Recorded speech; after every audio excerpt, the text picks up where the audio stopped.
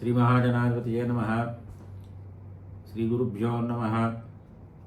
శుక్లాంబరధరం విష్ణుం శశివర్ణం చతుర్భుజం ప్రసన్నవదనం ధ్యాయేత్ సర్వవిఘ్నోపశాంతయే. గురవే సర్వలోకానాం విషజే భవరోగిణాం నిధయే సర్వవిద్యానాం దక్షిణామూర్తయే నమః. జ్ఞానానందమయం దేవం నిర్మలస్ఫటికాకృతిం ఆధారం సర్వవిద్యానాం హయగ్రీవముపాస్మహే. సదాశివసమారంభాం వ్యాసశంకరమధ్యమాం అస్మదాచార్యపర్యంతాం వందే గురుపరంపరాం. నారాయణం నమస్కృత్య నరం చైవ నరోత్తమం దేవీం సరస్వతీం వ్యాసం తతో జయముదీరయేతు. విశ్వేశం మాధవండుండిం దండపాణిం చ భైరవం వందే కాశీం గుహాం గంగాం భవానీం మణిజన్నికాం. తిష్టనంష్టమహాకాయ కల్పాంతధానోపమ భైరవాయ నమస్తుభ్యం అనుజ్ఞాన్ దాతుమర్హసి. అన్నపూర్ణే సదాపూర్ణే శంకర ప్రాణవల్లభే జ్ఞానవైరాగ్య సిద్ధ్యర్థం భిక్షాం దేహి చ పార్వతీ.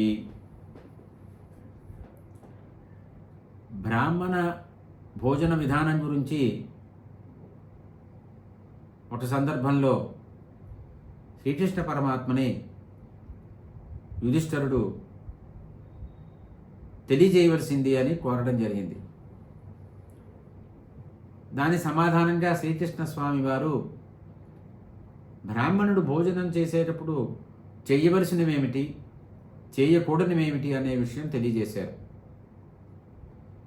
ఇది మనకి వ్యాసుల వారు మహాభారతం ద్వారా అందించారు. ఇవి తెలుసుకునే ప్రయత్నం చేద్దాం. భోజనం ఎలా చేయాలి అంటే స్నానం చేసి పవిత్రుడయి అగ్నిహోత్రము ఇత్యాది నిత్య కర్మ అనుష్ఠానం ఏదైతే ఉందో అదంతా పూర్తయిన తర్వాత చాలా శుద్ధంగా పవిత్రంగా ఉన్నటువంటి ప్రదేశంలో ఒక చతురస్ర మండలాన్ని నేల మీద వెయ్యాలి. కాలు కడుక్కోవాలి. ఆ మండలం మీద ఒక శుద్ధ ఆసనం ఏర్పాటు చేసుకోవాలి. ఆ ఆసనం మీద కూర్చోవాలి. కూర్చున్నప్పుడు ఎలా కూర్చోవాలి అంటే కాళ్ళు నేలని స్పృశిస్తూ ఉండాలి. అంటే ఇవాళ కుర్చీల మీద కూర్చొని చెప్పులు వేసుకొని చెప్పులు కూడా విప్పకుండా భోజనం చేస్తున్నారు కదా, ఆలోచించాలి. అటువంటి వారందరూ కూడా తూర్పు ముఖంగా కూర్చోవాలి. భోజనం చేసే సమయంలో ఎలా ఉండాలి అంటే చాలా సంతృప్తికరమైనటువంటి మనస్సుతో ఉండాలి. మానసికంగా సంతృప్తితో ఉండాలి. అసంతృప్తితోటి, క్రోధంతో, చికాటుతోటి భోజనం చేయకూడదు. అప్పుడు అన్నానికి నమస్కారం చెయ్యాలి. భోజనం మొదలుపెట్టే ముందు పరిశేషణం చేస్తాం. గాయత్రి మంత్రంతో ప్రోక్షణ చేస్తాం. మంత్రపఠనం అయిన తర్వాత స్థిరమైనటువంటి చిత్తంతో నాలుకకి రుచి తెలియకుండా విడివిడిగా పంచప్రాణాలకి కూడా ఆహుతిని తీసుకోవాలి. ఈ అన్నము, అన్నాదుడు, ఈ పంచప్రాణాలు వీటి యొక్క తత్వాన్ని తెలిసి చేసేటువంటి ఈ ప్రాణ అగ్నిహోత్రం ఏదైతే ఉన్నదో ఇది పంచవాయువుల యొక్క యాగము అన్నారు.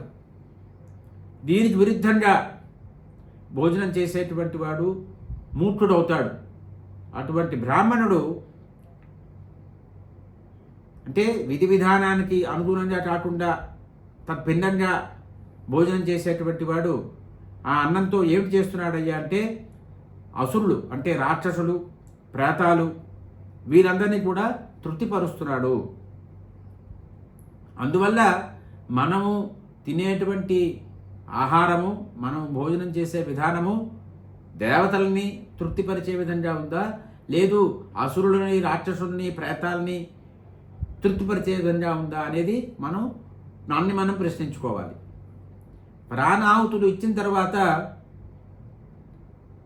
5 సార్లు ఇస్తాం. ప్రాణాహుతులు ఇచ్చిన తర్వాత నోరు పట్టేంత మాత్రమే ముద్దల్ని, ఒక్కొక్క ముద్దని తీసుకొని తినాలి. ఒక ముద్దని తీసుకొని నోరు పట్టకపోతే మిగిలిపోయింది అనుకోండి, అప్పుడు అది ఎంగిలి అవుతుంది.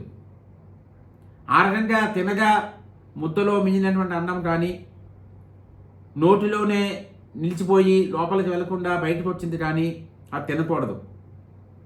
అది తింటే ప్రాయశ్చిత్తం చేసుకోవాలి. ఈ ప్రాయశ్చిత్తం కోసం చాంద్రాయణ వ్రతం చెయ్యాలి. ఎవరైతే తన ఎంగిల్ని తానే తింటూ ఉంటాడో, ఒకమారు తిని వదిలివేసిన దాన్ని మళ్ళీ తింటూ ఉంటాడో అటువంటి వాడు కూడా చాంద్రాయణ వ్రతం కానీ ప్రాజాపత్యం కానీ చేయాలి. అప్పుడే ప్రాయశ్చిత్తం అవుతుంది. భోజనం చేసేటప్పుడు ఈ భూమిని కానీ దిక్కుల్ని కానీ చూడకుండా భోజనం చేయాలి. ఎక్కువ తినకూడదు, తక్కువ తినకూడదు. తనకి బాధ కలగనంత మాత్రమే తినాలి. ఇక ఏమి చెయ్యకూడదు భోజనం చేసేటప్పుడు అంటే, ఒకే వస్త్రాన్ని ధరించి భోజనం చేయకూడదు. ఏకవస్త్రంతో భోజనం చేయకూడదు. అంటే పైన కూడా ఒక వస్త్రం ఉండాలి. శరీరం అంతా కూడా కప్పుకొని భోజనం చేయకూడదు. మనం చొక్కాలు విప్పుకోకుండా, మరీలు విప్పుకోకుండా భోజనాలు చేస్తున్నాము. ఎక్కడ పడితే అక్కడ తింటున్నాము. అలా చెయ్యొచ్చునా మనం ప్రశ్నించుకోవాలి. పగిలినటువంటి పాత్రలో కానీ విస్తరిని బోర్లా వేసుకొని కానీ తినకూడదు.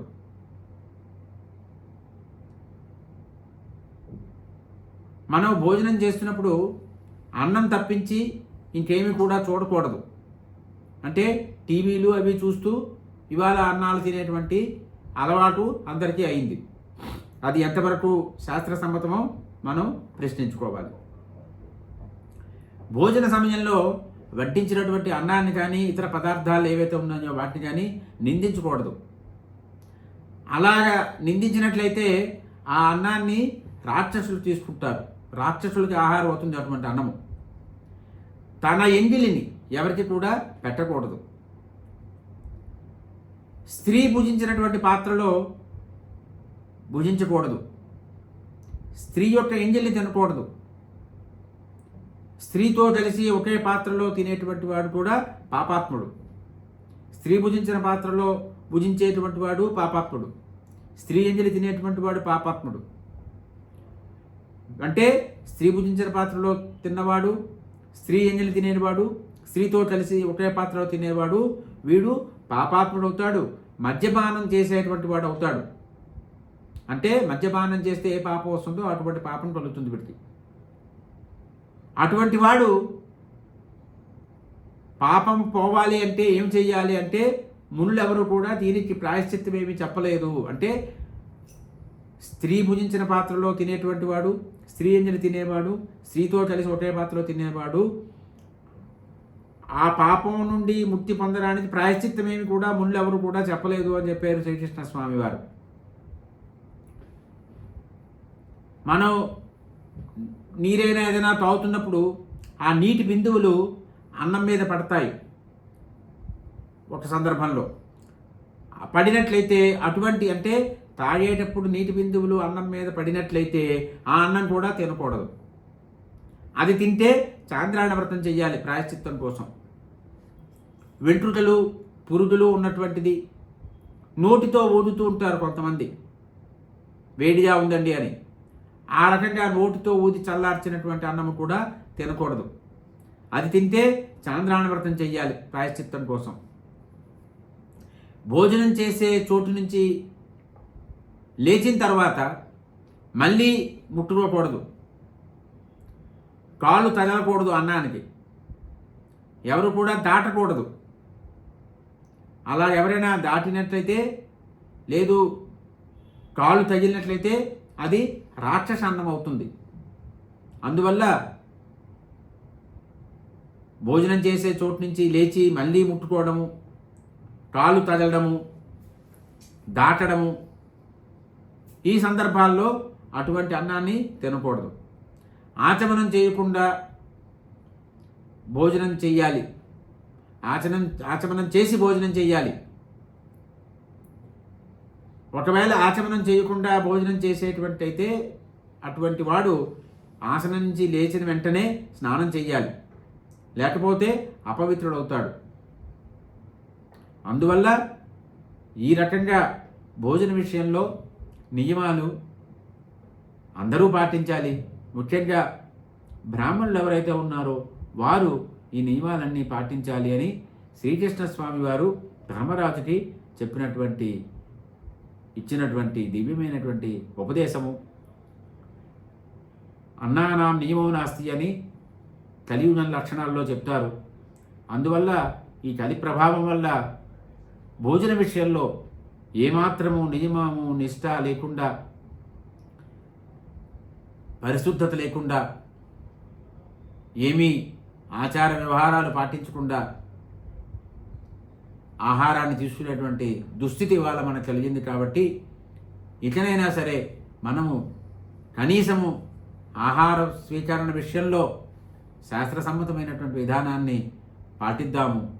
పాటించడం వల్ల మనము ఆ అన్నము తీసుకున్నాము అంటే అదొక యజ్ఞం చేసినటువంటి ఫలితం కలుగుతుంది. కాబట్టి ఈ విషయాలు మనం గమనించి ఆచరణలో పెట్టినప్పుడు మనకి సత్ఫలితాలు కలుగుతాయి. స్వస్తి ప్రజాభ్య పరిపాలయంతాం న్యాయేన మార్గేణ మహీమహేషాః గోబ్రాహ్మణేభ్యః శుభమస్తు నిత్యం లోకాः సమస్తాः సుఖినో భవంతు. స్వస్తి.